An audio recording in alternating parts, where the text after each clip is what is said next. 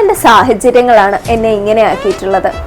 പലരും ഇതുപോലെ സാഹചര്യങ്ങളെ പഴിക്കുന്നത് കേൾക്കാറുണ്ടല്ലേ?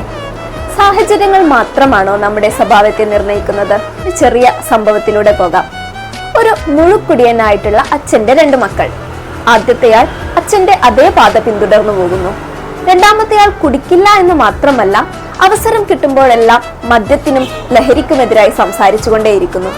2 പേരോടും കാരണം അന്വേഷിച്ചപ്പോൾ ആദ്യത്തെയാൾ പറഞ്ഞു, ഞാൻ അച്ഛനെ കണ്ടു പഠിച്ചു, അതിലൂടെ പോകുന്നു എന്ന്. രണ്ടാമത്തെയാൾ പറഞ്ഞു, ഞാൻ അച്ഛനെ കണ്ടു, എങ്ങനെയാവരുത് എന്ന് അതിൽ നിന്ന് പഠിച്ചു എന്നുള്ളത്.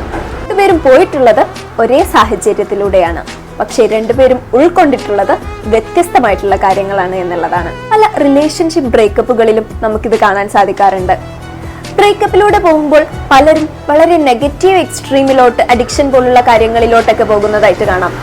അതേസമയം മറ്റ് ബ്രേക്കപ്പിലൂടെ പോകുമ്പോഴുള്ള എനർജിയെ വളരെ പോസിറ്റീവായിട്ട് യൂസ് ചെയ്ത് കരിയറിലും അക്കാഡമിക്സിലൊക്കെ വളരെ സക്സസ്ഫുൾ ആയിട്ട് മാറുന്ന ആളുകളെയും കാണാറുണ്ട്. 2 പേരും പോകുന്നത് സെയിം സിറ്റുവേഷനിലൂടെയാണ്, പക്ഷെ അവർ എങ്ങനെ അത് പെർസീവ് ചെയ്യുന്നു എന്നുള്ളതാണ്. സാഹചര്യങ്ങൾ നമ്മുടെ സ്വഭാവത്തെ ഇൻഫ്ലുവൻസ് ചെയ്യാറുണ്ട് എന്നുള്ളത് വളരെ വലിയ സത്യമാണ്. പക്ഷെ സാഹചര്യങ്ങൾ മാത്രമല്ല, ആ സാഹചര്യത്തെ നമ്മൾ എങ്ങനെ പെർസീവ് ചെയ്യുന്നു എന്നുള്ളതും കൂടെ അതിനെ ഇൻഫ്ലുവൻസ് ചെയ്യാറുണ്ട് എന്നുള്ളതാണ്.